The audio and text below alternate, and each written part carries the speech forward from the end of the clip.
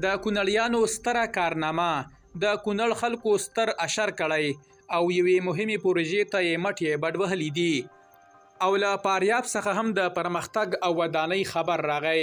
پوره جزئیات ویډیو کې وګورئ. درنو لیدونکو ستړي مشئ. د فاریاب په ګرزیوان ولسوالۍ کې د 200,000 امریکایي ډالرو په ارزښت د برېښنا بند د جوړولو چارې پیل شوې. د فاریاب ولایتي چارواکي وایي دغه بند چې د یو ځانګړي شرکت له لوري د 200 کیلو واټه برېښنا د تولید په وړتیا جوړیږي، چارې به یې له 2 میاشتو څخه په لږه موده کې بشپړې شي. دویم خبر، په کونړ کې ولسي وګړو په اشر د یوې کلیوالې لارې د جوړولو چارې پیل کړې. د کونړ د وټپور ولسوالۍ خلکو د دهوز سیمې د هغې کلیوالي لارې د جوړولو چارې پیل کړې چې په تیرو 2 لسیزو کې یې د جوړولو لپاره کوم ګام نه و پورته شوی. د سیمې اوسیدونکي وایي د لار د خرابوالي له امله له سختو ستونزو سره مخ وو، نو ځکه خو د حل لپاره یې په خپله لاس په کار شول.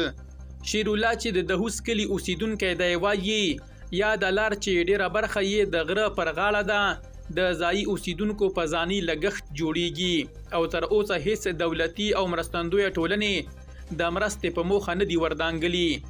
نوموړی ډیروي دغه لار 14 کیلومتره اوږدوالی لري چې په جوړېدو سره به یې د سلګونو سیمه ایزو خلکو د تګ راتګ ستونزه هواره شي.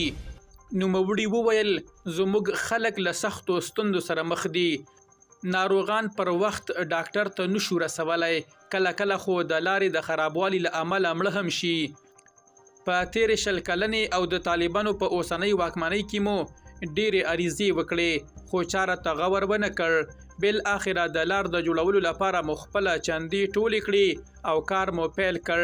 د یادې سیمې اوسیدونکي د طالبانو له واکمنۍ او نړیوالو مرستندویه ټولنو څخه غوښتنه کوي چې د دوی د کلي د لار جوړونې ترڅنګ دي دوی ته په روغتیا، پوهنې او نورو برخو کې اړینې اسانتیاوې برابرې کړي. درنو لیدونکو له ملتیا مو مننه.